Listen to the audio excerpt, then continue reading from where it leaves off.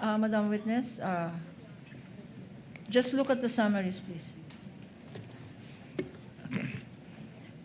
You confirm that these summaries marked in evidence now are yours? Yes po.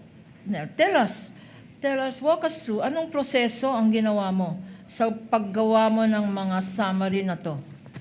During the evaluation po, I tabulated po yung acknowledgement receipts dun po based sa date kung kailan sila na-execute, the expense, and the amount po. Kaya ang nakalagay po sa tabulation ko is the date, the amount, and the expense po. Yung pangalan? Hindi ko na po na-tabulate yung sa names Okay, so nakalagay dyan yung amount, yung date, and yung expense po. at yung expense. But if I show to you certain acknowledgement receipts, which were part of the documents that you said were turned over to the COA ICFAO office, would you be able, pag pinakita sa'yo certain acknowledgement receipts na parte, na nasa part ng tabulation or summary mo, would you be able to identify the same? Yes po. Okay, I'll show you now. And with the kind permission of this honorable court, we have chosen certain acknowledgement receipts to be flashed on the screen, Your Honor, and being shown to the witness. Marked as Exhibit P-1-8-1418 is a certain... What is that? Is a certain Pia Piato Slim. Could you read the date, Madam Witness?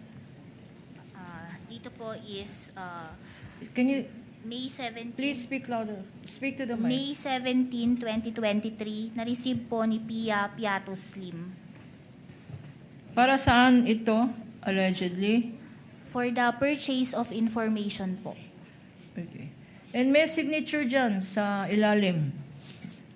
Whose signature is this at the bottom? Ito po is signature po ng admin staff namin sa ICFAO. Who is your admin staff in ICFAO? Si Mr. Davin E. Bakay po. David Bakay. Davin E. Bakay. Yeah. And that is his signature, administrative. Ano ang significance nitong C9 ng administrative staff ninyo? Ang acknowledgement receipts. Pinapatunayan po nitong certification na ito po yung copy na sinubmit sa amin ng OBP na nasa file po. Pinapatunayan na ang binabasa mo ay kasama sa binigay ng respondent.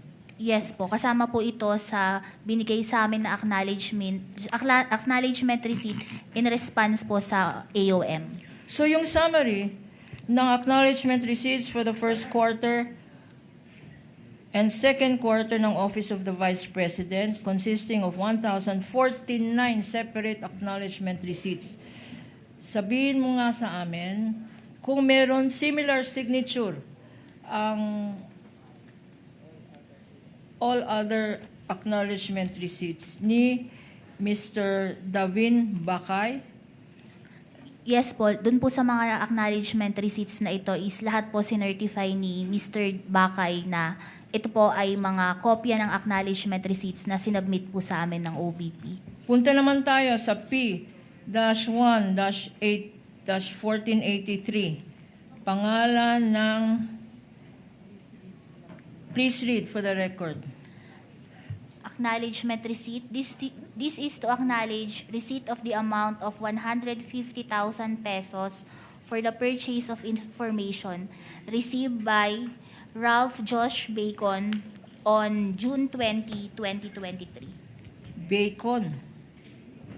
Okay. Alas 12 na, gutom na tayo. Yung susunod na pangalan, mukhang P-1-8-928.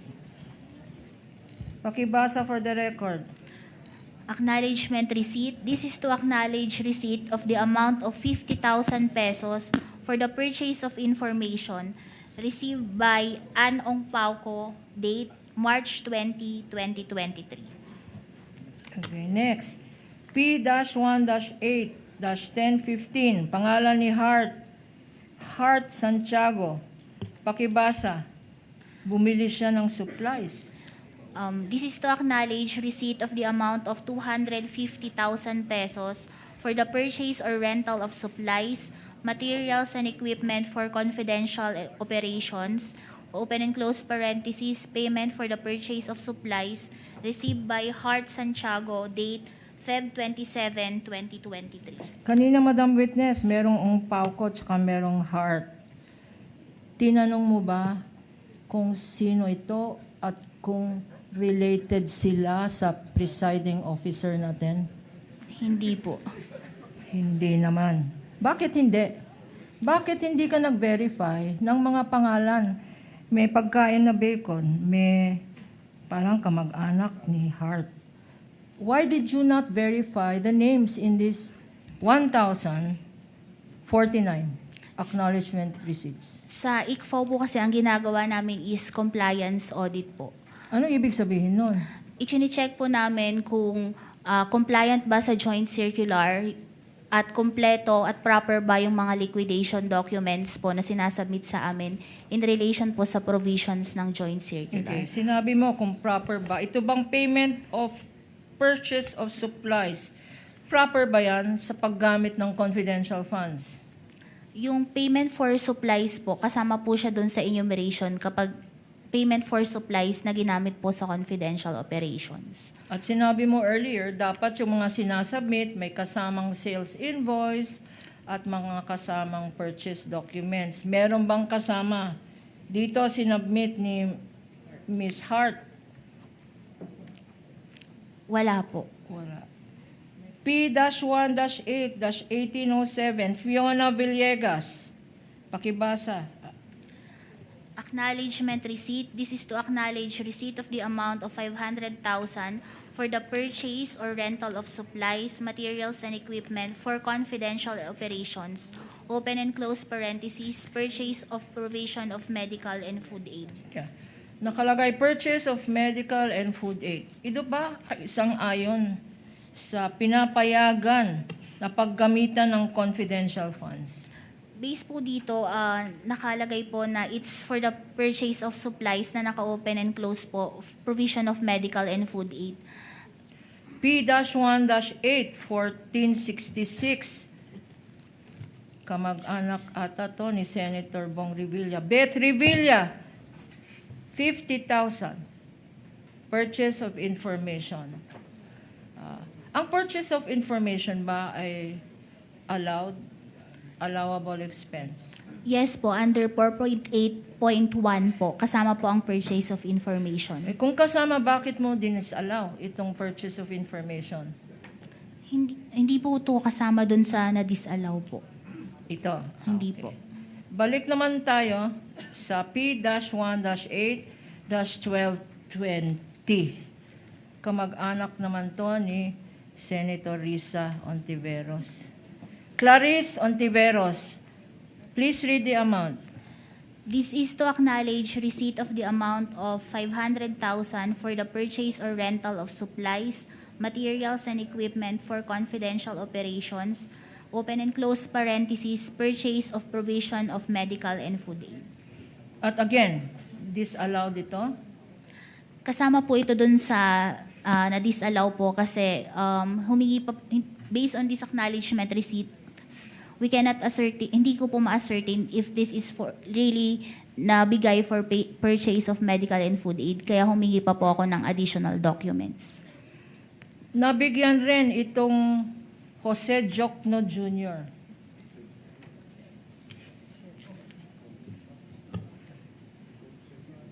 Kamag-anak ba to ni public prosecutor, Madam Witness? Binerify mo ba? Can you look at P-1-8-1482? Nagbigay ng information itong Jokno. Kapangalan Jose Jokno Jr. Baka anak ni Congressman. Hindi mo tinanong kanina nung dumaan ka dyan? Hindi po. Hindi. Okay. Ito naman, 1-8, P-1-8-994. kamag-anak naman ni Senator Lapid. Diane Maple Lapid na tumanggap ng 150,000 pesos na bumili daw ng supplies. Pakibasa for the record. This is to acknowledge receipt of the amount of 150,000 pesos for the purchase or rental of supplies, materials, and equipment for confidential operations. Bakit? Sorry, go ahead. Open and close parentheses, payment for the purchase of supplies received by Diane Maple Lapid on Feb 17, 2023. Bakit naman naka-disallowed itong expense na to? Gaya po yung sa provision and medical and food aid, based on this acknowledgement receipts po, hindi po ma-ascertain kung this is really given for the purchase of supplies, kaya nanghihi po ako ng additional documents po. Meron na naman, not once, but for the second time, Lapid family, John A. Lapid Jr., tumanggap ng 350,000 pesos. Can you read for the record? P-1-8, 1735. Acknowledgement receipt. This is to acknowledge receipt of the amount of 350,000 pesos for the purchase or rental of supplies, materials, and equipment for confidential operations, open and close parentheses, purchase of provision of medical and food aid, received by John A. Lapid Jr., date May 3, 2023. Madam Witness, apart from these selected acknowledgement receipts, the total for the first quarter and the second quarter of the Office of the Vice President are similar acknowledgement receipts for purchase of medical and food aid, pambili daw ng supplies, pambili ng iba-iba pa. Ano ang masasabi mo sa mga expenses na ito? Nung in-evaluate ko po, kasama po siya dun sa naging findings ko at hinihingan ko po ng additional documentation to ascertain po na these are paid na pinambili po ng supplies at medical and food aid.